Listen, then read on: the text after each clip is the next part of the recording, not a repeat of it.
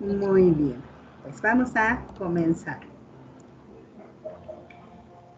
En este día, bueno, pues nos toca ver el tema de Lean Startups para empresas emergentes.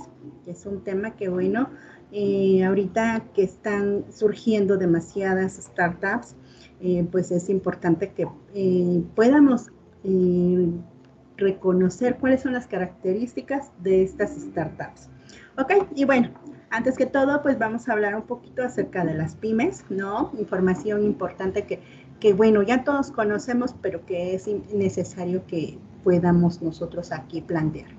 De acuerdo a la Organización Internacional del Trabajo, el 90% de las empresas en el mundo pues pertenecen a este sector de las pymes, ¿no? Pequeñas y medianas empresas. De este 90%, bueno, la mayoría se va a categorizar como microempresa, porque generalmente estas tienen menos de 10 empleados. La sumatoria de toda esta generación de empleo por parte de estas pymes representa un 70% mundial, ¿sí? También es importante recalcar que representan el 50% del Producto Interno en cada país, ¿no? Aproximadamente más del 50%. Y bueno, generalmente la mayoría de las pymes están dedicadas al sector de servicios.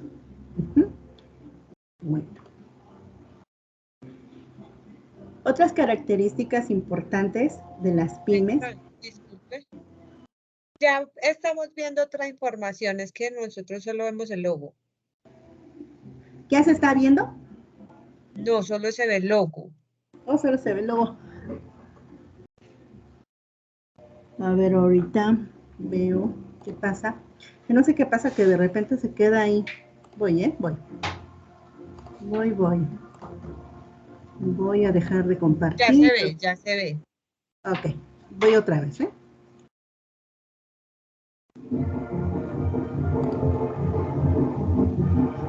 Tengo ruido por acá. Mil disculpas. Bueno, a ver.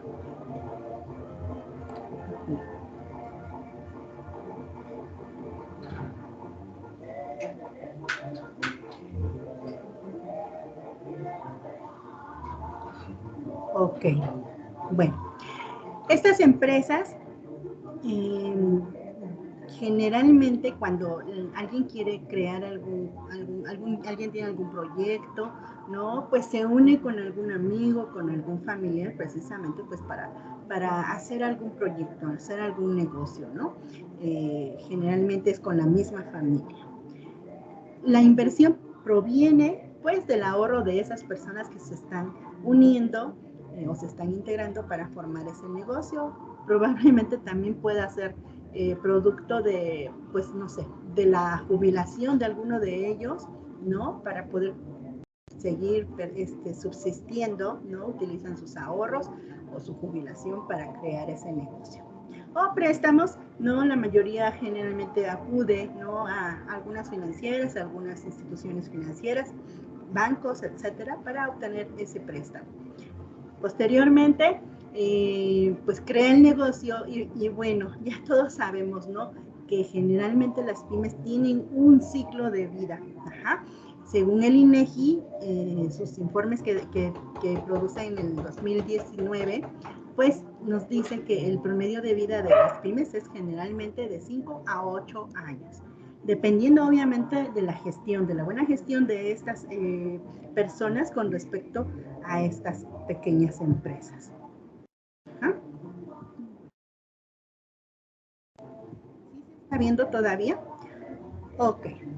Entonces, ¿qué es una startup? ¿No? Tanto se ha escuchado hablar de ellas, y no nada más en el sector económico, sino en diferentes sectores, ¿no? En las industrias, en las instituciones educativas, incluso, no sé, negocios, etc. Las startups no son otra cosa más que pequeñas empresas, ¿sí?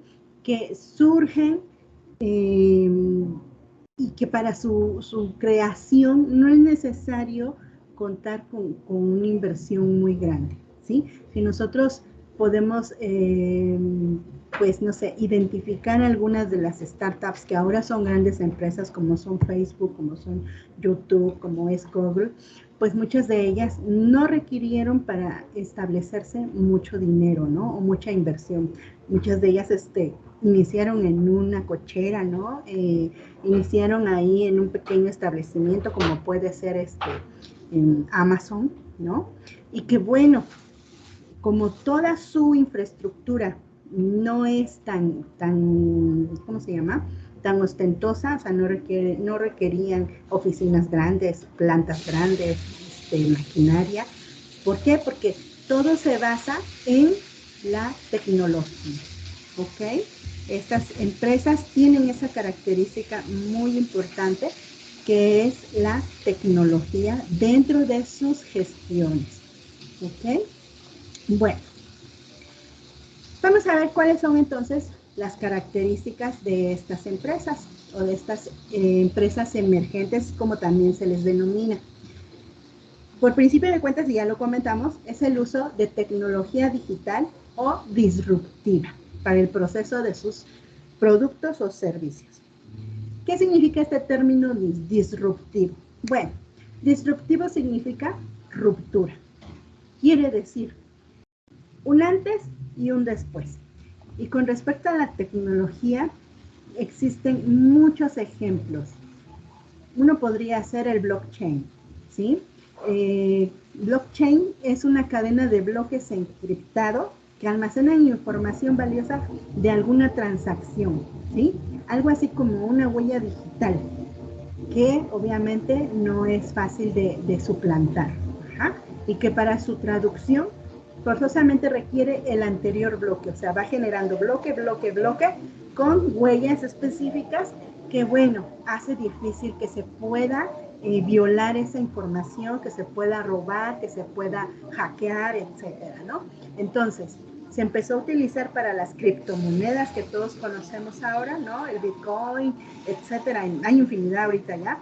Pero bueno, posteriormente se empieza a utilizar en contratos digitales como la firma digital, el sello digital de las facturas, etcétera.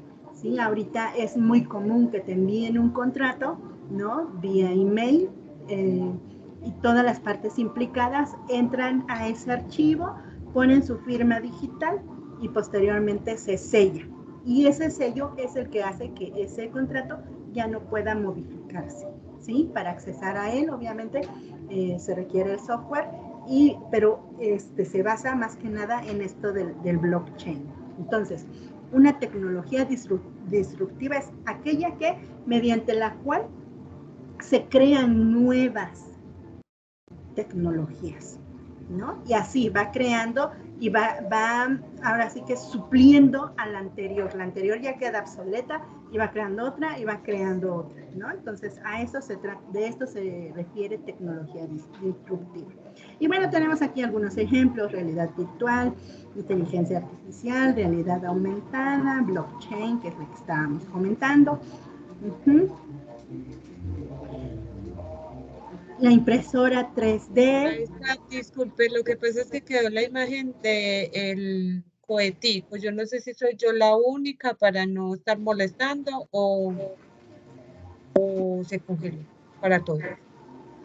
Ay, perdóname, no te escuché, que tengo ruido por acá.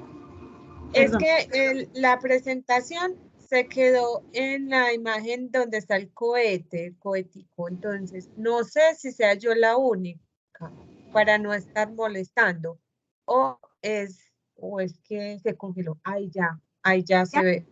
Ay, perdón. Sí. Ok. Bueno, entonces voy a regresar tantito a una que estaba yo comentando sobre las startups. Tienen como base la tecnología digital o tecnología disruptiva. ¿Ok? Perdóname, ahora sí ya. Y bueno, ¿cuál es la característica principal de la tecnología disruptiva?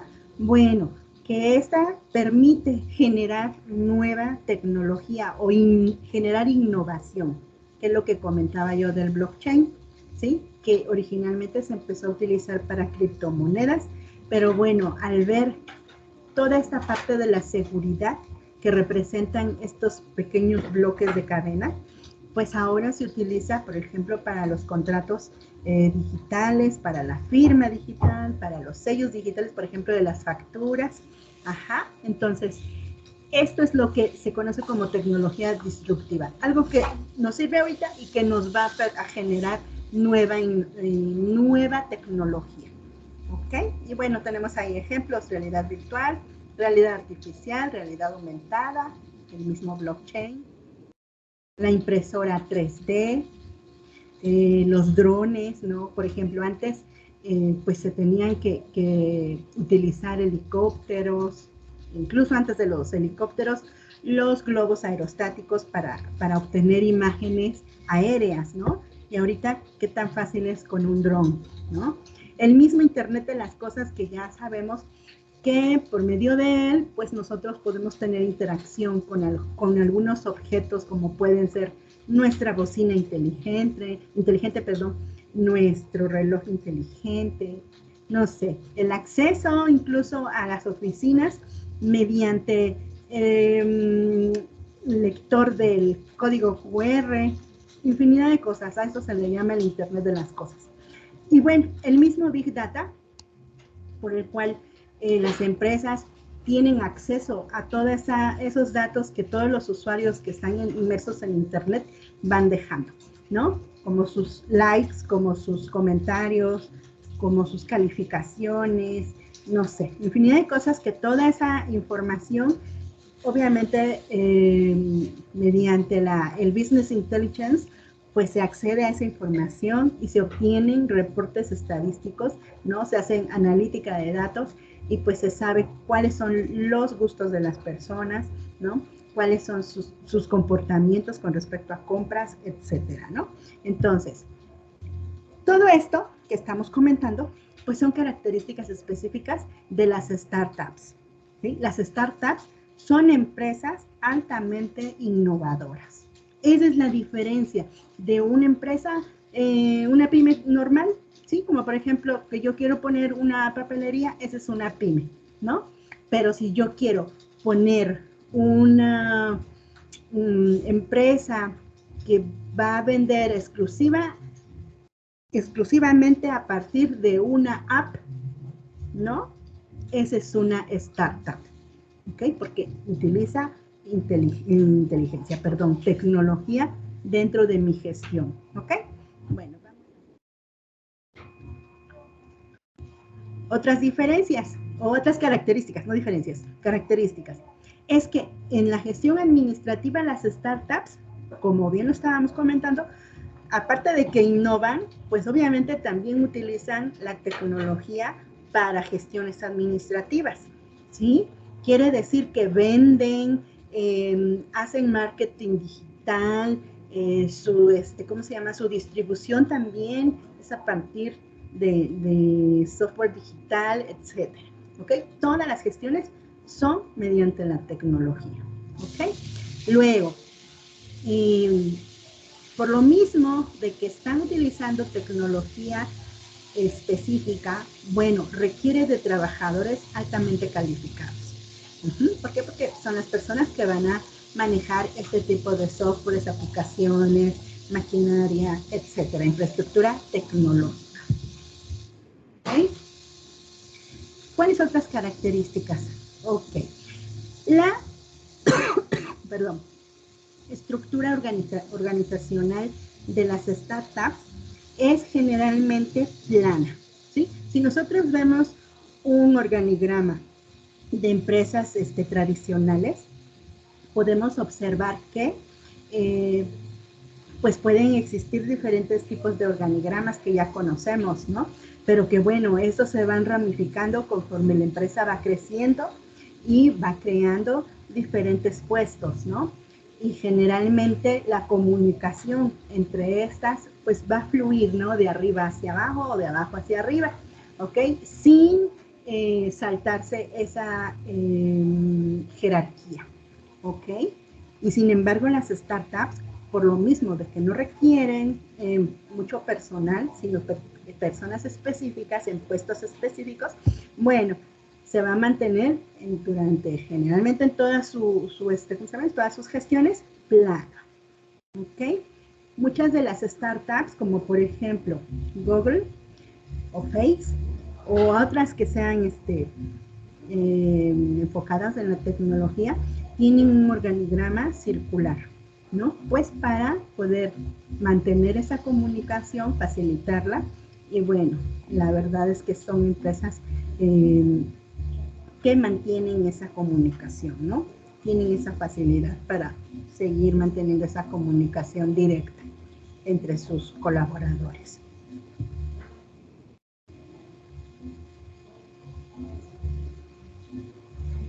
En cuanto a los aspectos financieros, bueno, aquí un factor muy importante, ¿sí? Es que a diferencia de las pymes tradicionales, que generalmente, bueno, ya habíamos comentado, ¿no? Se unen varias personas de la familia o con amigos y entre todos, pues, proporcionan cierta cantidad para el negocio. En este caso, las startups son empresas emergentes y por lo mismo tienen esa característica de que tienen un alto índice de riesgo. Entonces, les es difícil conseguir financiamiento, ¿sí? Pero bueno, las cosas están cambiando mucho. Entonces, se ha visto que incluso las instituciones financieras están volteando a verlas precisamente porque se está viendo que su crecimiento es acelerado, ¿sí? Entonces, muchas instituciones financieras están apostando a las startups porque el crecimiento es rápido. Entonces, quieren también obtener parte, ¿no? De ese, ¿cómo se llama? De ese dinero que van generando. Bueno, obviamente estas empresas tienen los objetivos de crecimiento más acelerados que una empresa tradicional, que una pyme tradicional. Lo que estábamos comentando, también tienen bajos costos de operación, precisamente porque no requieren de mucha maquinaria, de un local, de una planta, tampoco de muchas personas que colaboren. Obviamente, posteriormente, cuando ya estén más grandes, pues probablemente sí, pero al inicio no. Perdón. Ejemplos de startups. Bueno, ya había yo comentado algunos, pero ya todos conocemos estos ejemplos, ¿no? Netflix, Amazon, Google, YouTube, PayPal, Facebook. Ahora, fíjate, si de este lado derecho podemos observar que está ahí un unicornio, ¿sí? Las startups unicornio, pues es como la empresa, como el objetivo de toda startup, ¿sí? Todas las startups quisieran llegar a ser unicornio. ¿Por qué? Porque, bueno, todas estas que tenemos del lado derecho son empresas cuyo valor en el mercado es de 1,000 millones de dólares. Entonces, estas empresas, podría decir que están en el top, ¿no? Y bueno, esas son unas de las que encontré que están en el top 10, ¿no? Canva, Spotify, Skype, Airbnb, y esta nueva que es de Brasil, el Nubank, que a diferencia de otros bancos, pues también está aceptando las criptomonedas. Entonces, eso es lo que yo quería comentarte, ¿no? O sea, tienen esa característica específica de que son innovadoras. Bueno, ¿cuál es el proceso para crear o las etapas en las que se va creando una startup? Pues primero van a empezar con una idea, ¿no? Algo que no existe en el mercado y que mediante tecnología pues se puede resolver, ¿no? Posteriormente se hace una evaluación del mercado. Pero ojo, no es un plan de marketing, no es un estudio de mercado, sino es nada más como ver qué es lo que podría o a qué sector podríamos dirigir el producto, ¿sí? Posteriormente se hace un plan de acción y con eso pues se buscan inversionistas. ¿A dónde acuden las startups para adquirir inversión? Bueno, generalmente acuden a inversores privados. Gente que esté dispuesta a tener a adquirir ese riesgo, porque sabemos que las startups son empresas de riesgo, bueno, y que pueden proporcionar ese dinero o ese capital, pero precisamente ya con la idea de que pues la empresa puede o no ser, ¿cómo se llama? Exitosa. Dice, perdón, unos estudios de unos estudios de Estados Unidos que menciona que de 10 startups, 3 o 4 fracasan, ¿no? Entonces, por eso es que es un poco complicado que ellas obtengan inversión, pero ya existe en personas, incluso grupos que se llaman crowdfunding, ¿sí? Que bueno, se dedican precisamente pues a buscar personas que quieran invertir en startups, ¿no? Y entonces las startups pues acuden a ellos para obtener financiamiento. Posteriormente, bueno, ya se va viendo la evolución, ¿no? De la empresa. Ahora, aquí es donde pues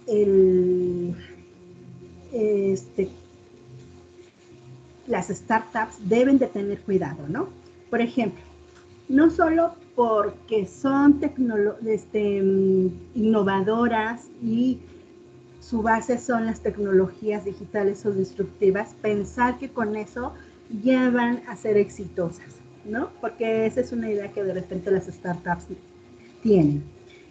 Otra, no satisfacer alguna necesidad, ¿no? Solamente crear una empresa porque es innovadora, pero que no identifiquen qué necesidad va a satisfacer. Ese también es otro factor de fracaso.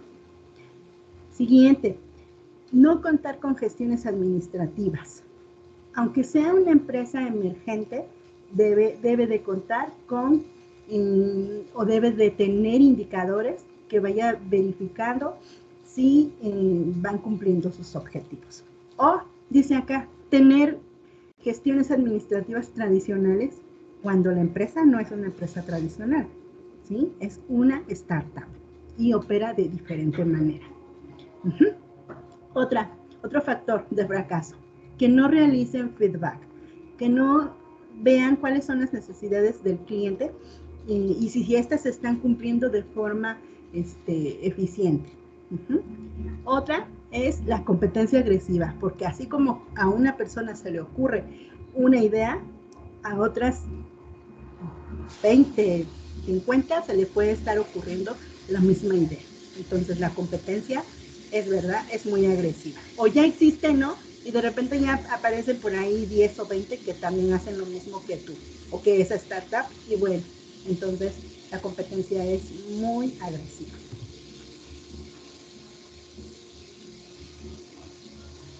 Y bueno, perdón, ¿qué metodologías pueden utilizarse para el desarrollo de startups? Tenemos estas, que es Design Thinking, es una metodología que te permite ir identificando qué necesidades puedes ir cubriendo, ¿sí? Tu startup, y bueno, te ayuda pues a crear una serie de etapas para que tú puedas ir desarrollando ese producto de acuerdo a esas necesidades. Otra metodología que se llama Agile, que bueno, también permite que durante toda la gestión de la startup, esta se mantenga lo más fluido, las gestiones se mantengan lo más fluido posible. Y esta que vamos a ver que se llama Lean Startup, ¿sí? Que ahorita vamos a enfocarnos en ella.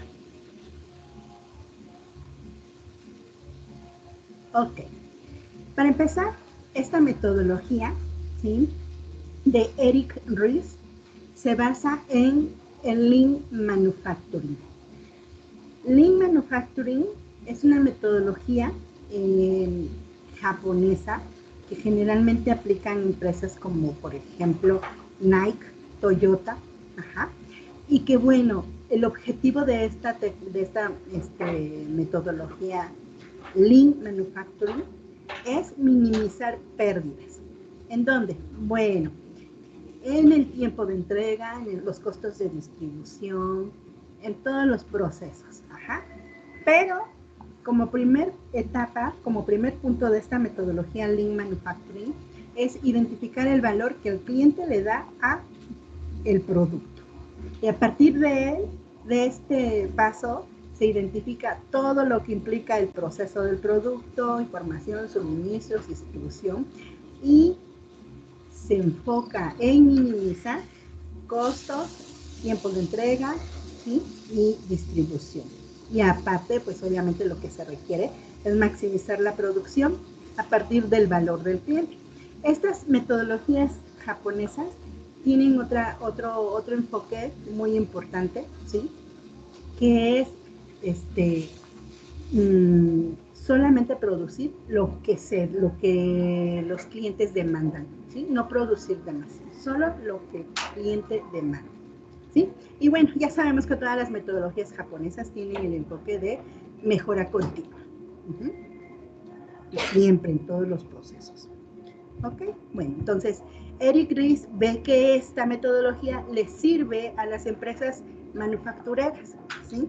Y bueno, lo adapta, ¿sí? Lo adapta en la metodología para las startups, ¿ok?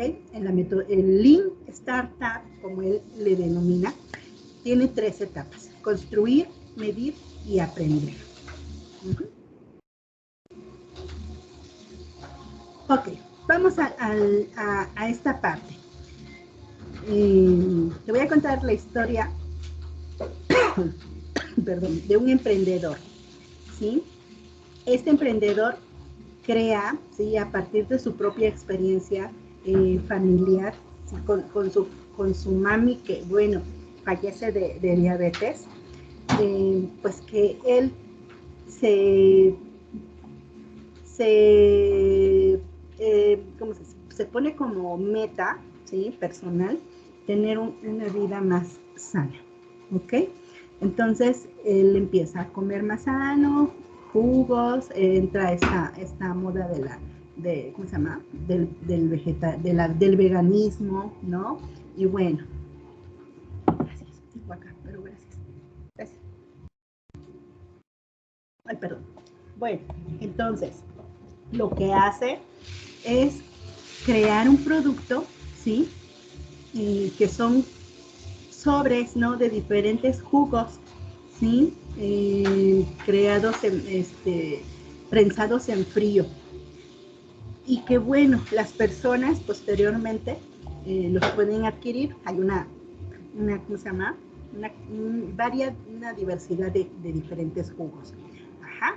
Y que bueno, con un aparatito, una prensa, ¿no? Lo colocan dentro de esa prensa que tú ves ahí, y la prensa lo que hace pues es extraer el jugo. Esta prensa también le adapta, ¿sí? Tecnología del Internet de las cosas, que lo que hace es que enviaba a las personas por medio de una app al celular o a su reloj inteligente, información de los jugos, ¿no? Cuáles eran sus nutrientes, cuáles eran sus características, sus ingredientes incluso, etcétera, ¿no? Y de qué manera incluso los podría combinar para obtener mejores beneficios y, bueno, en qué le ayudaron, ¿no? Entonces, esta maquinita con esa implementación tecnológica, ¿sí? Costaba $700. Entonces, pues sí, de repente resultaba que a muchos les pareció muy cara, ¿ok? Y bueno, la idea resultó interesante, ¿no? Incluso creo que acudió a un programa, ¿no? De esos donde te dan presentas ¿cómo se llama? Tu propuesta y te dan dinero, ¿no? No recuerdo cómo se llama, pero es muy famosa. Y bueno, le otorgaron ¿cómo se llama? Ese dinero, ese capital para que él pudiera, sacar su propuesta de negocio. Ajá. Y bueno, ya cuando estaba en el mercado, pues las personas, para empezar, dijeron, la máquina es muy cara, ¿no? Y luego sucede que las páginas, ya sabes, otros detractores empiezan a buscarle qué es lo que está mal, ¿no? O qué es lo que está bien, hacen pruebas, y hicieron esa prueba donde con solo exprimir con tus propias manos ese sobrecito, ya se obtenía el jugo. O sea que esa máquina de $700 era obsoleta. ¿no? Entonces, aquí es donde pues entra esta metodología del Lean Startup. Para evitar ese tipo de fracasos, imagínate toda la inversión que esta persona tuvo, ¿no? Y que además cuando empezó a venderse, también obtuvo ganancias, pero posteriormente, después de que salió este reportaje, donde hacen, ¿cómo se llama?, críticas a su maquinaria y a todo el proceso, se vino para abajo todo. Entonces, pues... Entonces, ¿qué es lo que maneja esta metodología Lean Startup? Bueno, ya habíamos dicho que la primera etapa era crear.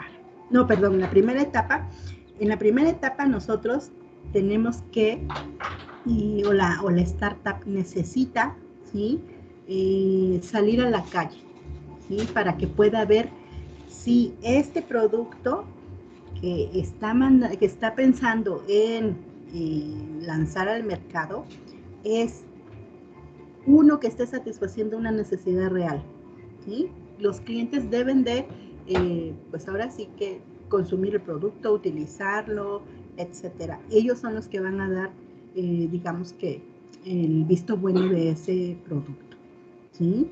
Si a las personas se les ocurre que en ese momento ese producto no está satisfaciendo ninguna necesidad, bueno, pues entonces la persona tendrá que ver, ¿no?, qué es lo que está pasando, ¿sí?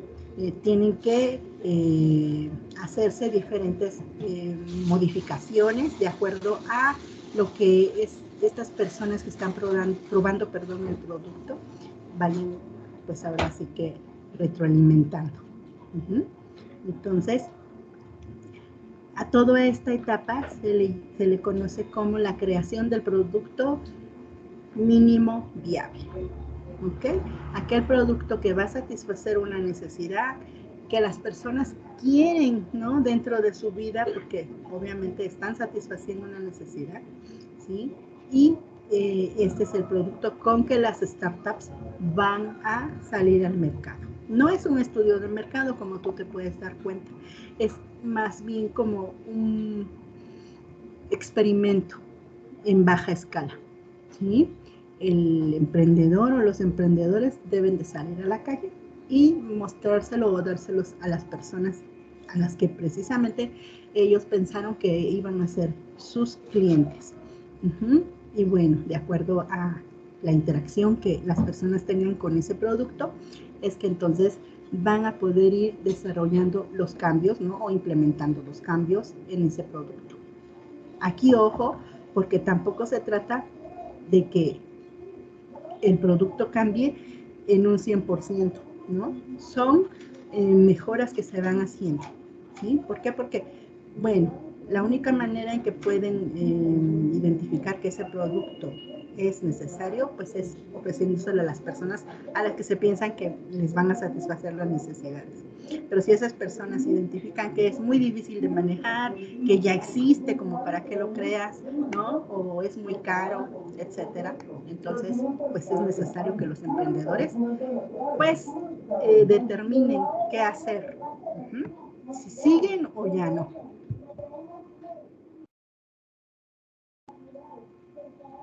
La otra etapa, la anterior es crear, ¿no? Crear a partir de la retroalimentación que ofrecen los clientes o los usuarios, ¿ok? En esta etapa que se llama medir, ¿sí?, que Eric Ries, el creador de este método de Lean Startup, le llama pivotar, ¿ok? Y ahorita vamos a ver por qué.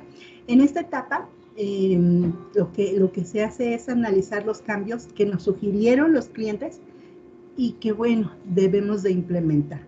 Aquí, ¿qué es lo que se va a analizar? Bueno, pues todo lo que implicaría, si solamente son cambios mínimos y pues no requieren tanta inversión, pues se puede realizar. Es lo que estaba yo comentando hace ratito. Imagínate que tú tienes un producto y que te lo están transformando en otro totalmente diferente. Entonces yo creo que aquí ya no aplicaría, más bien dejas este producto y haces este otro, ¿no? Pero bueno, eso es de lo que se trata. Aquí se van midiendo, ¿sí?, se van implementando estrategias y bueno, la idea es establecer indicadores también, pues para minimizar los riesgos.